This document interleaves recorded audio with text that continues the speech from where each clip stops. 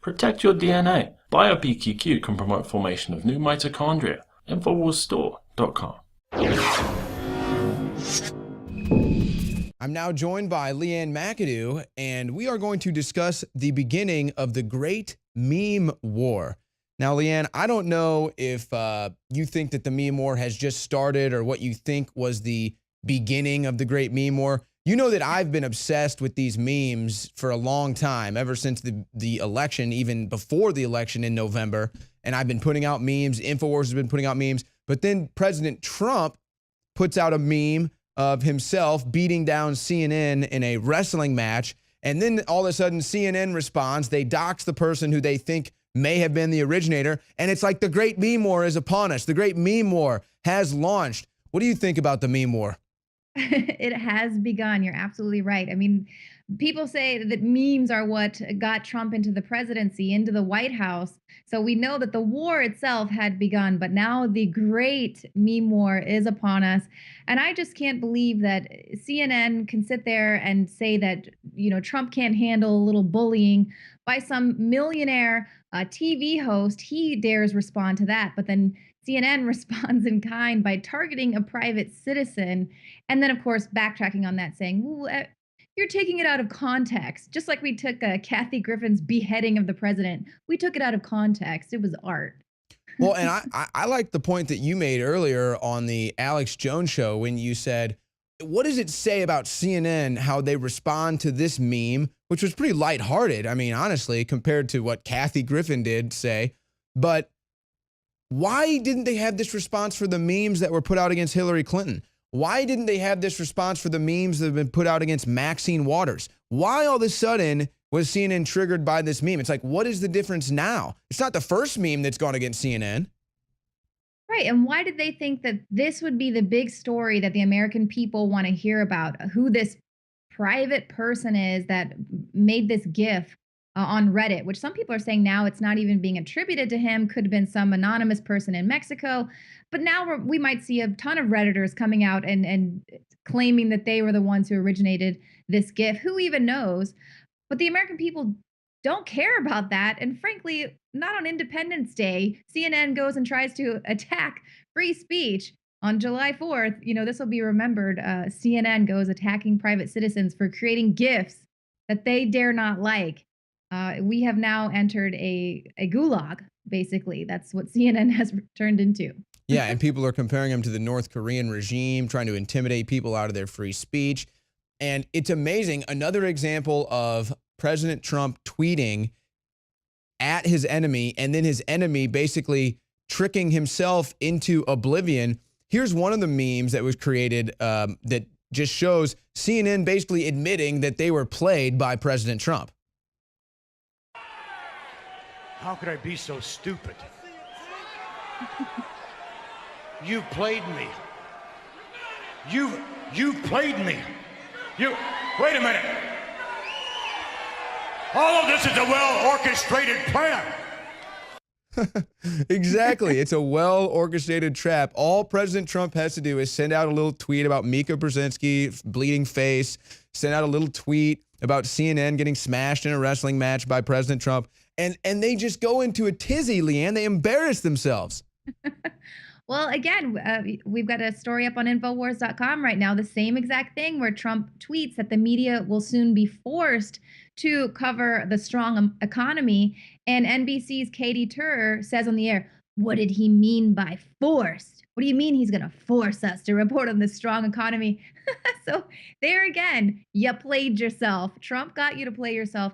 And of course, we the people who get it, who aren't total idiots up in our ivory towers there in mainstream media land, we get it that the economy is recovering so strongly, the media will be forced to do their job rather than attacking Trump. But then the media goes and plays himself again, trying to convince the American people that Trump is a would-be dictator. Well, I had to go back and I was looking at Chris Cuomo of CNN's tweets because there were a couple tweets that he had actually deleted in response to the President Trump tweet of CNN getting beat up in the wrestling ring.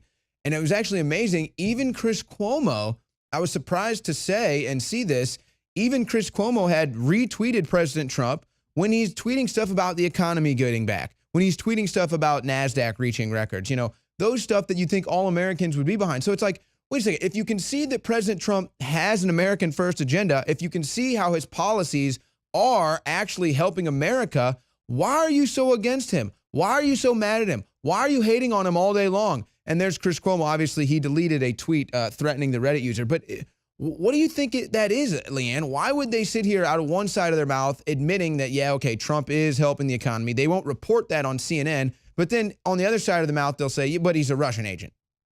Exactly. Well, and also, too, why don't they understand with all of this bashing of President Trump? First of all, the American people are tired of it. Majority of people don't want to hear it. But it is going to come back to go against their integrity, their journalistic integrity. Are they giving us the real news? And a lot of people aren't on Twitter. So Chris Cuomo can retweet a lot of this information, but your average person isn't going to be seeing that he's talking about the strong economy and this and that, being in support of Trump's America First agenda on Twitter. It's what makes it to the television set. And I can say this now, being here in Florida, my grandmother, for as one example, she watches the news channels all day long. That's all she gets. Yeah, She's that's got it their on main ABC, demographic. CNN. That's it. So that's what they know is the people, and these are the older people who vote. They vote strongly. So that's who they're targeting. These people who are watching the mainstream media, that's still their target audience. They know that those are the people that they need to convince that Trump is colluding with Russia. And like I mentioned to Alex earlier, it would have been a huge story if K-File had exposed the fact that this meme maker, this gifster, was actually a Russian agent. But it's not. It turns out he's just some guy who's now afraid that if he is indeed doxxed, it's going to ruin his life and ruin his family's life. So now I hear there's actually going to be some protests outside of Andrew, this journalist's home, this writer for CNN. So you're seeing these tables kind of turn where that's the type of thing that you want to protect a private citizen from, that kind of backlash. If you're going to dox them and expose them to people who might show up at his house, threaten his job, call his work. Now this reporter is actually going to be experiencing a little bit of that. So it's interesting to see. I'm not saying I'm for or against that type of action being taken, but this is what. But yeah, what's good for the goose? What's good for the goose is good for the gander. That's just an old saying that's gone around through time.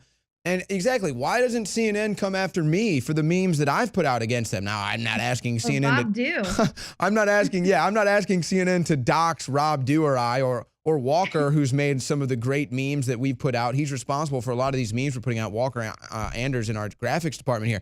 But it's just hilarious to me that they want to go. It's like they wanted to go after the anonymous one. They wanted to go after the one that they really couldn't prove whether it was or wasn't, just to intimidate the little guy, intimidate everybody else into thinking, oh my gosh, I better not do this.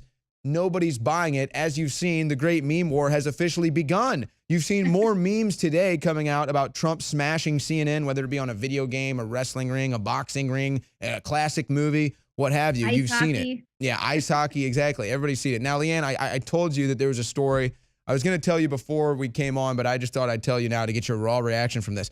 So despite all of the memes that we've seen today, you've seen some of them here being flashed during this broadcast. This story from the Federalist was the coup de grace. It was the cherry on top. It was so perfect for me. I almost fell out of my chair.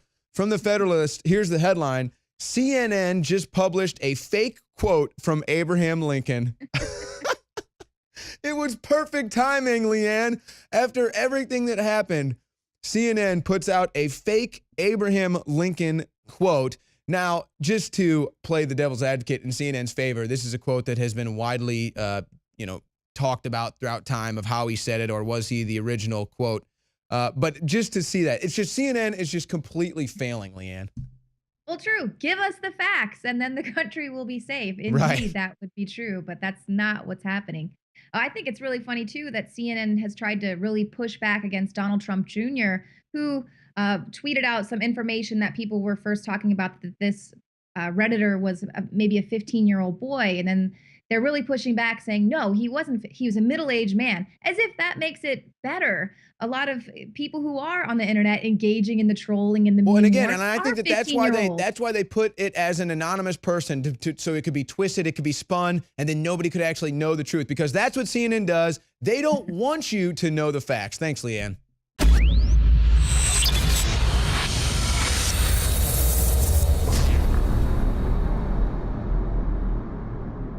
I want to tell you about some of the products at InfowarsStore.com. We are under constant attack. You know it by now from the mainstream media. They're trying to attack us on every level. Now with the YouTube scandal, they're demonetizing our channels, which again takes a huge chunk out of our income, which is why we always appreciate and rely on you getting the products, because that's how we stay afloat. They can't get to us that way. They can't pressure you to not buy the products. They don't have that power. And that's why you're the key to this entire operation. We have Super Blue fluoride-free toothpaste, bubblegum flavor, just arrived at InfowarsStore.com. This is by listener request. Bubblegum flavored Super Blue toothpaste now available at InfowarsStore.com in limited supply. Again, if you're not using fluoride-free toothpaste by now, you're absolutely insane. Harvard studies, it reduces IQ, it causes bone cancer. It's not great, let's just put it that way. And I've been using it for about, 15 years now? So you're gonna buy it anyway, why not buy it from us? It's in limited supply, but it is available at InfowarsStore.com with the new bubblegum flavor, Super Blue fluoride-free toothpaste, and it supports this network, which is under constant demonization and attack, because we don't take big fat checks from George Soros. We don't get put on extremist lists even though they want us to. That's how they're taking away the YouTube money. That's why we need your support more than ever, because we're not funded by giant corporations who are now pulling the plug on YouTube as they move it into a TV thing, a Netflix model, to drown out independent voices. So support us by getting the products at InfowarsStore.com.